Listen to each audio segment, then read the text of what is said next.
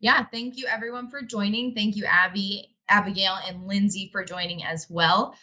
Lindsay has been with us on a couple demos before, and she is a registered dietitian with MMA. You guys can ask her any of your health related questions as we go.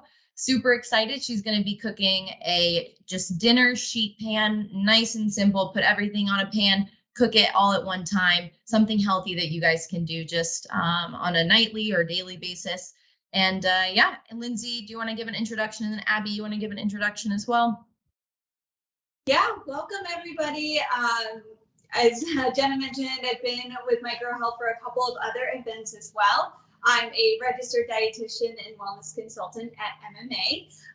And I'm also joined by my teammate, Abby. So Abby, do you want to give a quick introduction to yourself?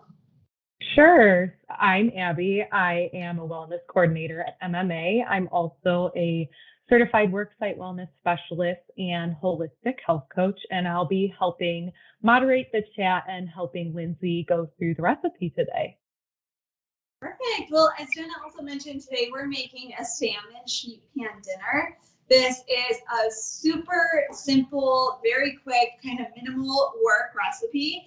And it's perfect for weeknights when you're just trying to throw something together really quickly. If you want to, double the recipe, maybe even triple the recipe, depending on how many people you're feeding, you can also save some of these for leftovers, bring it to work, or if you're working from home, have it the next day, just heat it up really quickly. So great for busy days. And we love it because you'll see here, not a lot of ingredients, not a ton of dishes that you have to do afterwards. So a really quick and easy recipe. And I know some of you are cooking along with us today, which is great. I'm so happy to hear that. If you are cooking along with us, there's just a couple things that you'll want to get ready. So first, have all your ingredients out.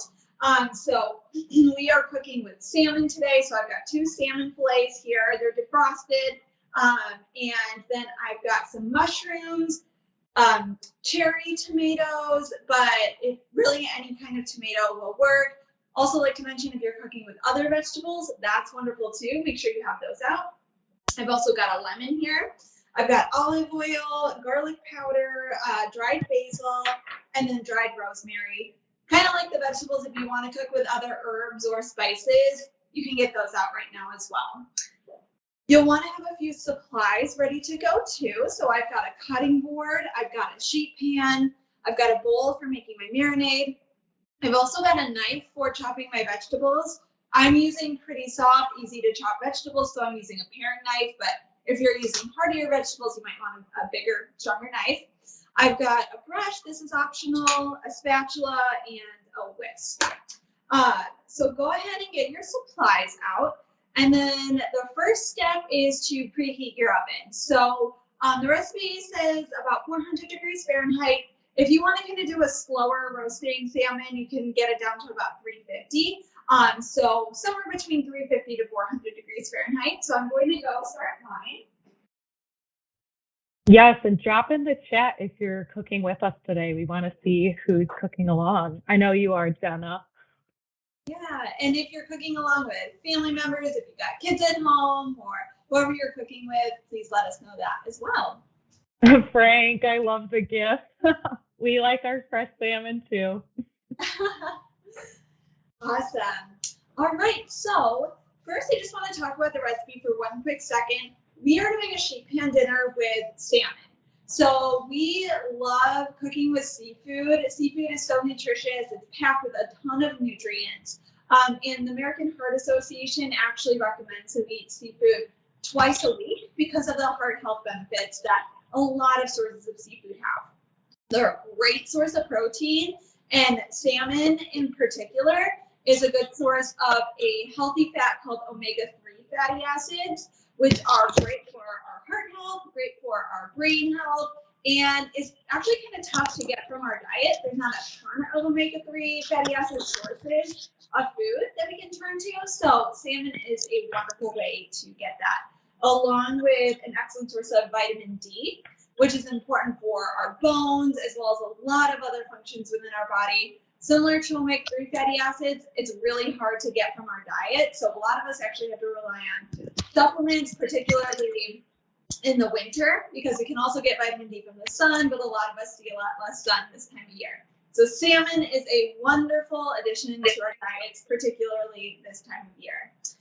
So just know that if you don't want to cook with salmon, there's a lot of other ways you can switch this up, but we love salmon and the wonderful benefits that it has. So to begin our recipe, we're actually going to start with our vegetables. So I'm going to actually start with my tomatoes. So I'm just going to do a little rearranging here. As I mentioned, I'm using kind of smaller cherry tomatoes. I actually got the different colored tomatoes just to kind of make it fun. But if you're using grape tomatoes, I know, I think somebody mentioned they were using kind of bigger tomatoes, so like a whole big tomato, that's perfectly fine. You can really use whatever kind of tomato that you want. And then for cherry tomatoes, I'm gonna cut mine in half. You can leave them whole if you want. Just know they're gonna kind of burst open in the oven. They're gonna be really delicious, so you can do that. I just like to cut mine in half, so I'm going to go ahead and do that. And if you are using a big tomato, I would just maybe cut it into like slice or not quarters, but maybe cut it into like 6 different slices, like cut it in half again, and cut it in half again. So it's kind of in wedges. Or you could do slices, whatever works for you. Yeah, so Jana asked, what other meats can you use in this dish if you don't like fish? So I feel like chicken would also be a great option for this. If you're vegetarian, you could do tofu or feta. But with using tofu, you would probably cook it about 15, 20 minutes. And same thing for feta, 15, 20 minutes, just depending on which you pick. Yeah. So there's a lot of other options. Yet for meats, chicken would work really well. If you wanted to use something like pork, you could probably do that as well. Would be a really good option there. So I just chopped up my tomatoes and just put them straight on the sheet pan. And then next I'm going to do my mushrooms. I got whole mushrooms here. You can use anything. You can use baby bell mushrooms. You can use white mushrooms. Perfectly fine. I always like to mention, if you're really in a time crunch, if you really love to save time, you can buy the pre-sliced mushrooms. Going to save you a lot of time. All you need to do is rinse them off and throw them on the sheet pan. I already washed my mushrooms. If you haven't done that yet, make sure you give them a good rinse. They tend to have some dirt on them, so it's always good to get your mushrooms a little rinsed before making or cooking them. From here, if you are using whole mushrooms like me, you can either chop it into quarters, you can chop it into slices. I kind of like to chop it into quarters, so that's what I'm going to do. I find that it's a lot easier to do that and cooks about the same rate, so no issues there. One of the reasons that we chose tomatoes and mushrooms in our recipe today is because they got about the same cooking time as salmon. So salmon is a pretty kind of delicate, wouldn't call it a meat, but as far as protein sources go, it's a pretty delicate protein source, cooks a lot quicker. And mushrooms and tomatoes are kind of those softer veggies that don't need a lot of cooking time, like salmon. So that's why we chose to throw it all together on one sheet pan here, so we know by the end of the 20 minutes or so, everything's going to be cooked well. But if you don't like tomatoes or mushrooms, that's perfectly fine. There's a lot of other great veggies that you can use in this recipe. So things like kale would be nice.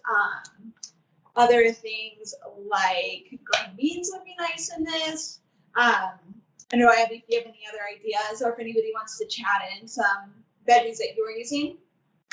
Yeah, I know I love red onions. I feel like Brussels sprouts might be even really good with this. Chickpeas. Anyone else have any ideas? Drop in the chat.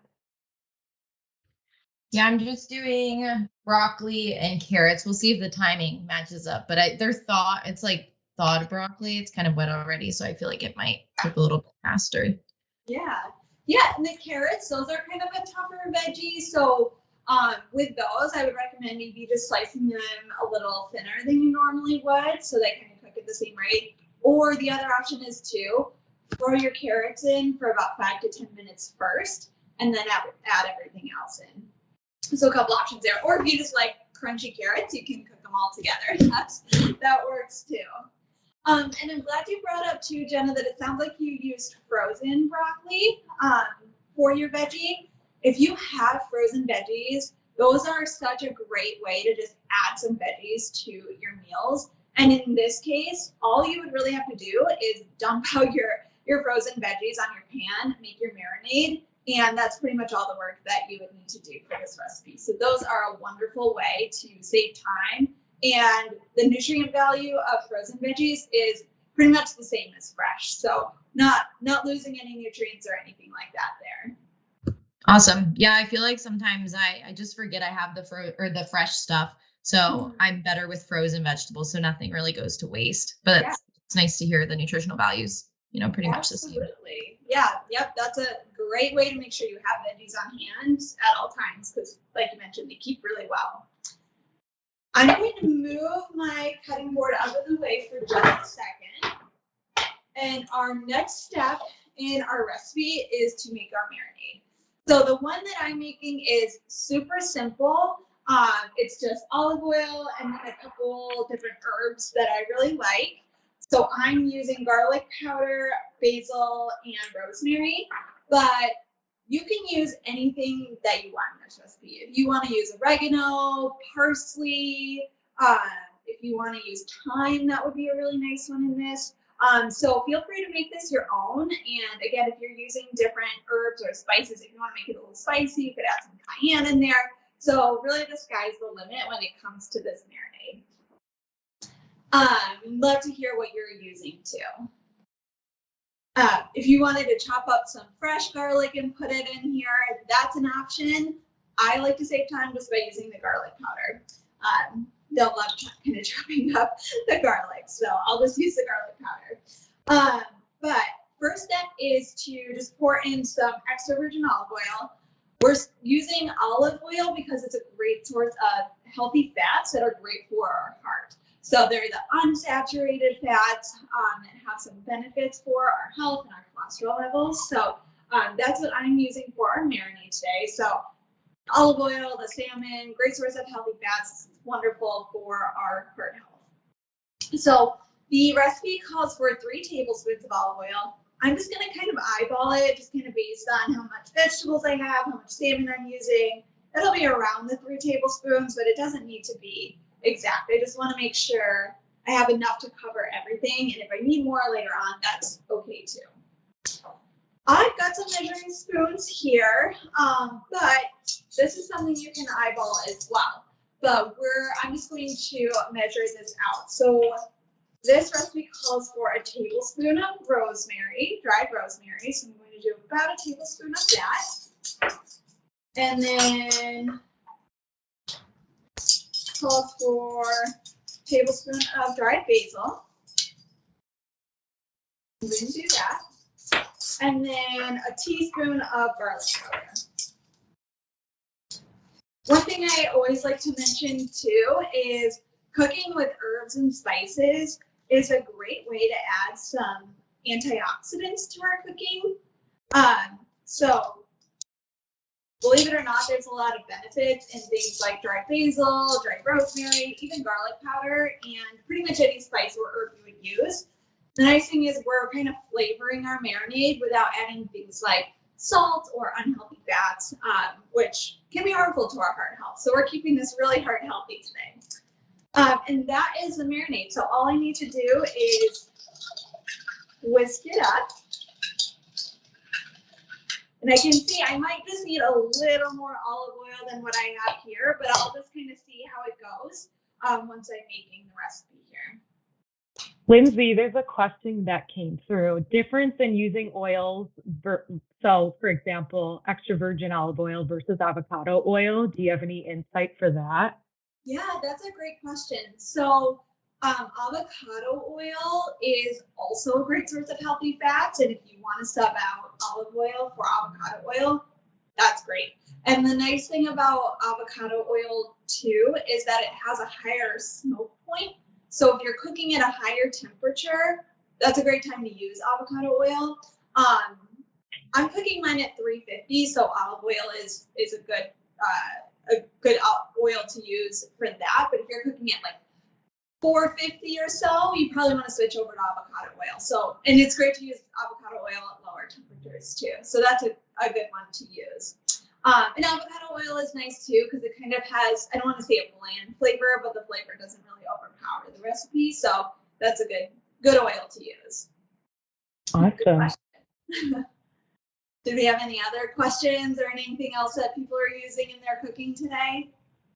Yeah, anyone else using avocado oil or olive oil? What oils are we using today? Could coconut oil work? Coconut oil would maybe be a little difficult in this recipe. I would use coconut oil more for frying things. In this recipe, if you were going to use it, you probably have to melt it first because it's solid at room temperature. So it would be hard to kind of mix in with your veggies. So if you are using coconut oil, I would just melt it first. And then keep in mind too, coconut oil does kind of have that stronger flavor. So it might just change the flavor of your cooking. So always like to keep taste in mind too. We got to enjoy what we're eating. So if you like coconut oil, then by all means, you can use it in cooking. Totally. Another question that came in, fresh spices and herbs versus dry. Could you explain that more? Great question. If you have fresh spices and herbs on hand, feel free to throw those in. They tend to have a fresher flavor, which is nice. But, you know, kind of like frozen fruits and vegetables versus fresh, if you always want to have these spices on hand, keep the dried ones on hand because fresh herbs will eventually go bad. But if you've got them, that's great. One thing to keep in mind about using fresh is you actually need to use a little more fresh herbs and spices. When they get dried, the flavor actually intensifies. So you want to use, if you can, about 2 or 3 times more of the fresh than the dried to get the same flavors. But great question. Perfect.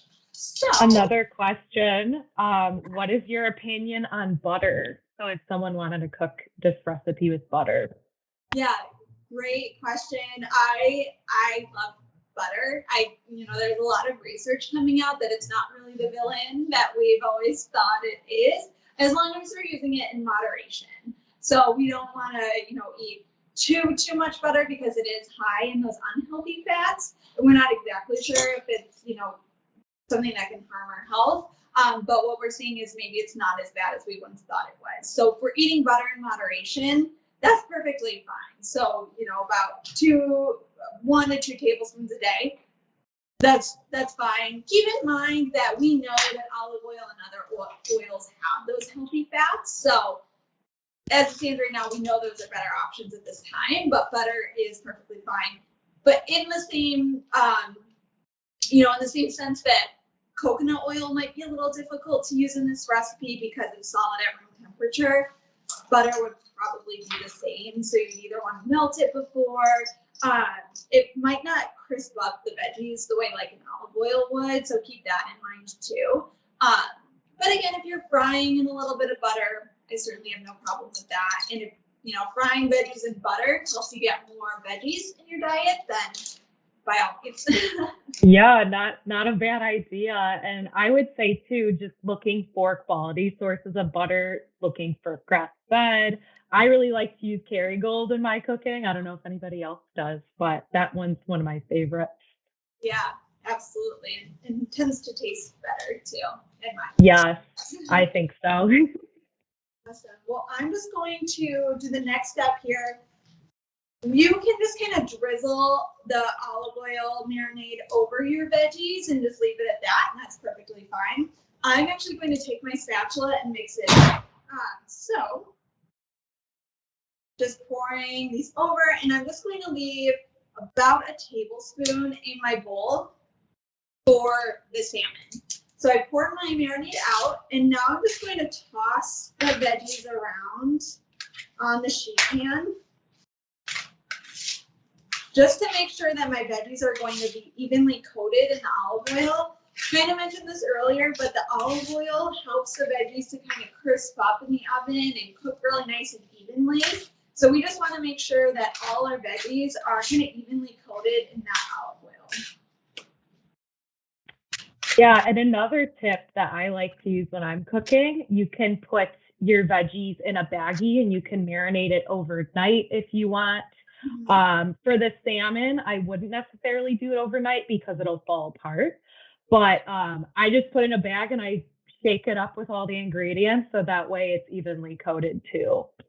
Yeah, and then the flavor is a little more intensified, and you get that kind of even coating on all your veggies. And as Abby mentioned, salmon, you can kind of throw it in there maybe 20 minutes before you start cooking it, so it kind of marinates in it. But it is, a fish is a little more delicate than like a meat, so we don't want to marinate it for too long.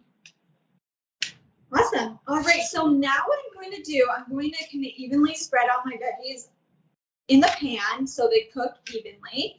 And then I'm just going to make some little pockets here, kind of in the middle of my pan, if you can see. And that's where my salmon's going to go. So I'm going to push this out of the way and take that tablespoon or so of the marinade that I left in here. And I'm actually going to get some tongs. So if you want to go run and grab some too to make it a little easier, you can. So I have my brush here too. So a couple different options. You can just put your salmon right on the sheet pan and then take your brush, dip it in the marinade, and then kind of brush it on your salmon. But I find it easier, and I find that I can ensure that the salmon is perfectly coated in the marinade if I just dip it right in the bowl. So that's why I did the veggies first. So now I can just put my salmon in the bowl, flip it around, make sure it's evenly coated, and then put it straight on the pan.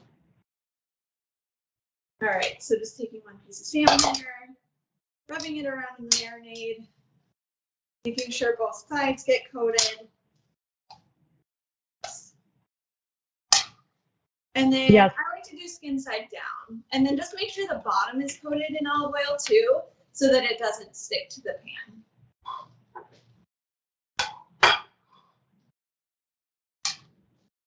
Would you suggest if people wanted to use parchment paper, would that work for this recipe? Oh yeah, absolutely. And that may save you some cleaning up time at the end too. And it saves your pan from getting all kind of burnt or sticky.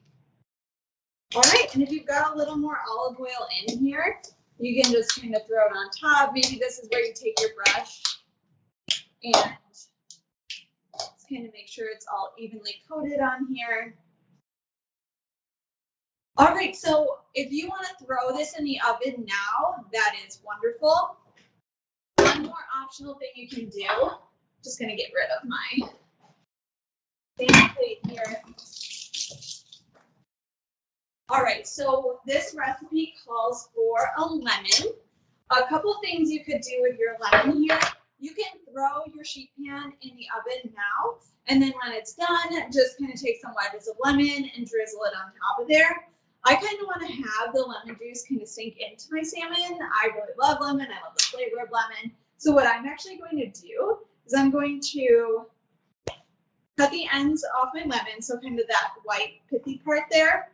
And then I'm going to cut a couple of just very thin slices of lemon.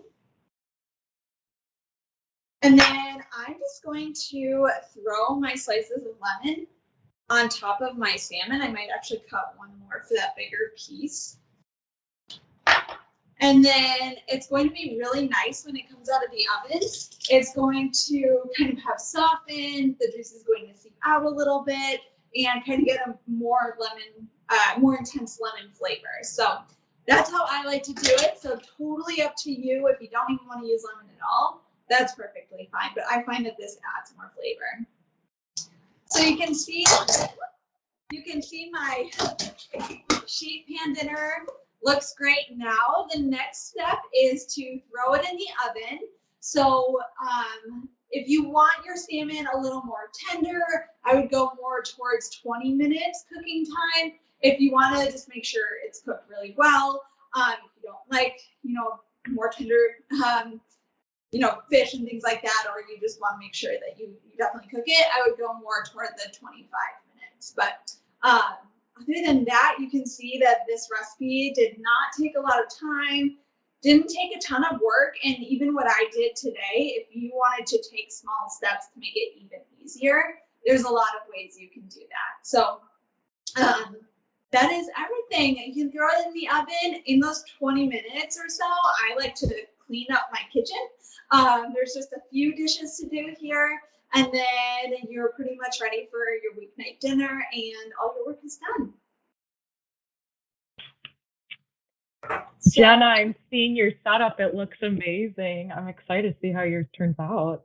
Yeah, I'm excited. The herbs smelled really good too, which I hadn't thought of doing that like in the vegetables before you cook it. So I'm excited. I feel like it'll hold the flavor more. So yeah, absolutely.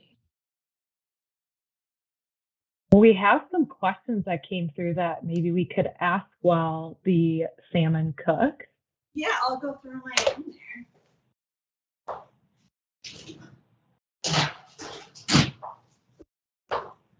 All right, so one of the questions, do you think veggies are enough carbs, or is it good to pair this recipe with something like rice or potatoes? What are your thoughts? Great question. So veggies do not have a ton of carbs, except ones like potatoes are kind of the exception, and green peas also have carbs, and corn. So those are kind of the three that are higher sources of carbs.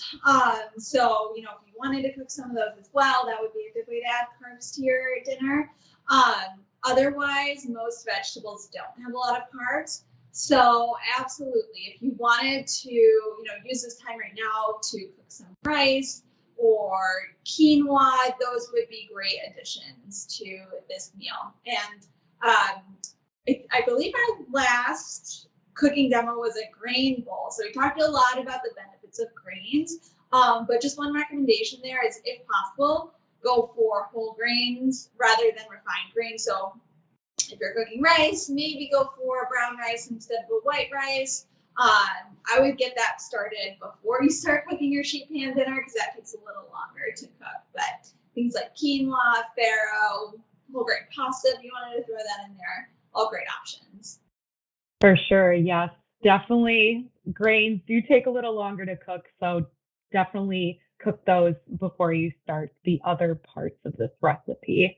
Another question that came through, thoughts on eating the skin of the salmon. I know some people like to eat it, some people not so much. What are your thoughts on that? Great question. You will get some of those healthy fats in the skin. I wouldn't say it's, too significant amount more that you get in the skin than in the actual salmon itself. If you want to eat the skin, go ahead and eat the skin. You're going to get some additional healthy fats by doing that.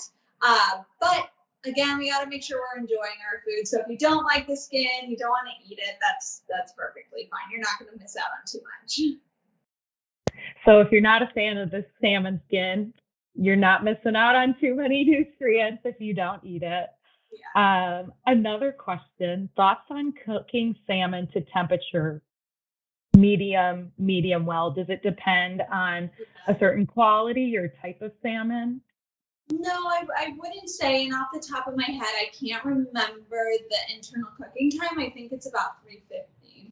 So at a minimum, I don't know, Abby, if you could look that up really quickly to see what the internal cooking time of fish is. But you just want to make sure that you hit that internal cooking time. So whether you're, cooking it on, the lighter side or not cooking it as long, just make sure you hit that safe internal temperature.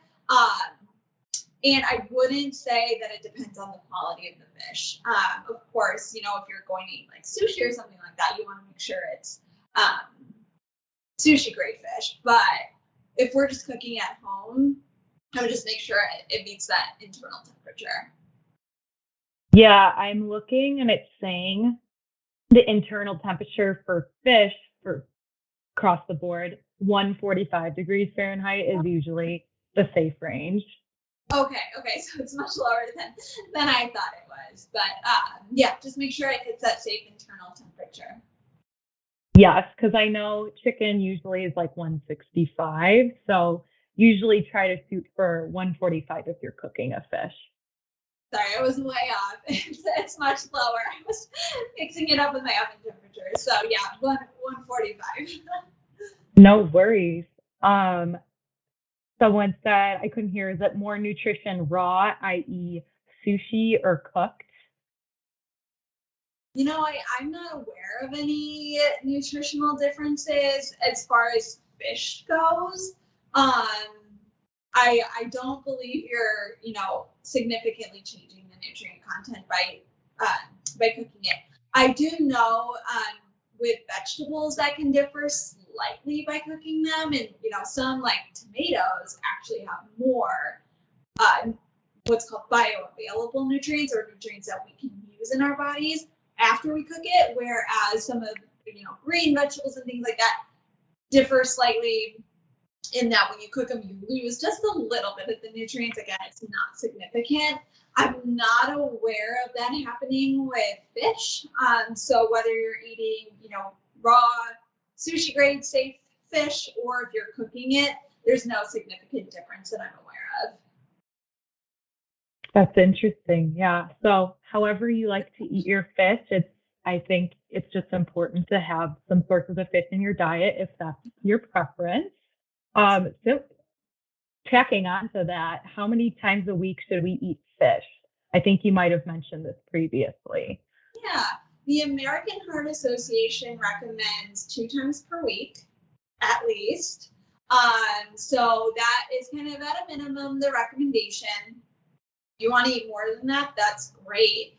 If that's, if you're pescatarian or something like that, or you're just looking to cut back on meat or making sure you're getting healthy sources of protein in your diet, fish is a great way to do that.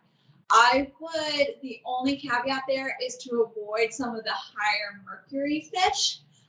So those are ones like tuna, but there are some safer sources of tuna. But if you're eating, I think it's like yellowfin or big eye tuna, those are going to be higher in mercury. Whereas if you're eating the one I know is called skipjack tuna, you get it in a can. That's going to be a safer source of tuna, less high in mercury. Other ones to maybe eat less sparingly are things like swordfish. There's some other lesser known ones too. Shark, tilefish, and not sure if anybody's been eating those, but those are higher in mercury. So I would just make sure that whatever fish you are eating, it's, if you're eating one of those higher mercury fish, that it's, much less frequent. Salmon is a really low mercury fish, which is great. Things like cod are lower in mercury. Some shellfish like shrimp are pretty low in mercury. So those are good seafood options. Awesome. Sounds like there's a good variety. Another question that came through. So this is in reference to Jenna's pan that she showed in the chat. But so the sheet pan recipe that we're cooking today, is that considered 1 serving or 2 servings? How many does this serve? Good question. So it depends how big your salmon fillets are. Keep in mind, a serving of protein is about 3 ounces of fish. So depends. I think mine were closer to 5 or 6 ounces. So mine would probably be, I would say 2, maybe 3 servings in the sheet pan that I made today. So I would say, somewhere around 2 to 4 servings this would be. And then if you've got kids, that's going to be closer to the 4 servings. But if, you're making this just for yourself, I would say about 2 to 3 servings. Okay. Another question that came through. I believe Chilean sea bass is high in mercury too. Is that true? Yes, that one is a little higher in mercury. So that's a really nice treat. It's delicious. So if you're making that every once in a while, that's fine. But not something that you probably want to eat every single week. Yeah, I would say a lot of us are probably not eating Chilean sea bass on the regular. Yeah, that's nice. I mean, it's great. I know a lot of restaurants have it, and it's wonderful. So yeah, kind of a nice treat, but not something we want to have in heavy rotation in our diets. 3 servings. Yeah. So I would say too, the serving size, it really depends on what your protein needs are, but usually the standard serving is 3 to 4 ounces, as Lindsay mentioned. So if you want to eat more, that's totally fine, depending on what your intake needs are, or if you wanted to make this sheet pan dinner for more people, it can definitely serve more. So it really just depends on what your needs are for a daily basis. Absolutely. Another good question. Everyone's asking so many great questions. I love this. What if you eat something like this and you're still hungry? I know I can have a sweet tooth, cravings at night. Is hunger common after eating a balanced dinner like this? Yeah, that's a really good point. So if you do find that when I'm talking about serving sizes, if you need to eat more of this, it's vegetables and salmon. So if you need to have a bigger serving size, that's perfectly fine. But I think somebody even mentioned earlier, can we add greens to this? That's a great way to make this more filling, is to have a side of those greens, or adding something else in there. If you even wanted to throw, potatoes or something in there, that's perfectly fine too, just to make it a little more filling, add some of those carbs in there, and particularly fiber. So if we're making whole grains, we're going to get fiber, which actually helps to keep us full. So if you do find that after eating a dinner like what we made today, you're still hungry, make sure you're adding in a source of fiber. So whole grains are a great way to do that. Otherwise, things like having a glass of milk with your dinner, something that's going to add more protein. So that's going to help us stay a little more full. If you do find that between dinner time and bedtime, you are hungry and you need a snack, that's a common thing. And really what the most important thing is that we're choosing the right snacks before we go to bed. Again, whole grains are a great thing to eat before bed. So whole grain crackers with peanut butter is going to be really filling. Popcorn is a great snack before bed, as long as we're not putting too much salt or butter on it. So a cup of yogurt is a great snack before bed. It's got protein to keep us full. So those are just some good options if we do find that between dinner and bedtime we're hungry. And I think was there a question about dessert foods or sweet tooth? Yeah, there's a mention of that. So yeah, would fruit be good to eat after a meal like this? Something to kind of curb that craving a little bit? Yeah, if you find that you're hungry after this, a piece of fruit is a great way to kind of on that sweet tooth, and then also get some great nutrition. So that would be a great option if you are kind of avoiding refined sugar and desserts. Then fruit would be a good option. Absolutely. Yes, and overall, having more fiber in your diet is really going to help with satiation. Excuse me. So definitely having the whole grains and a lot of the vegetables that are in this recipe can help with satiation levels too. So if you're trying to cut back on eating after dinner, that's a great option to just load up on your veggies and whole grains. Another question, should we stay away from dried fruit? So with dried fruit, no reason to avoid it altogether. I think it's a quarter cup of dried fruit counts as a serving of fruit. So you're going to get some good nutrition from that, but just a couple of things to watch for. One is added sugar. So a lot of dried foods, cranberries in particular, almost always have added sugar. Some dried fruits won't. So I think there's like apple slices, sometimes mangoes won't have sugar added, blueberries, that kind of thing. Those are usually good options if there's no added sugar. And then keep in mind too that because they're kind of condensed, a lot of that water is drawn out of them, that they just have more calories than a fresh piece of fruit. So that's why the serving size is a little smaller. It's that quarter cup rather than a full cup of for frozen fruit. Absolutely. I just want to do a quick time check. How are we doing with the cook time? Are we getting close to it being finished, or? And I think it's been in for about 10 to 15 minutes, but I'll just go in and check on it.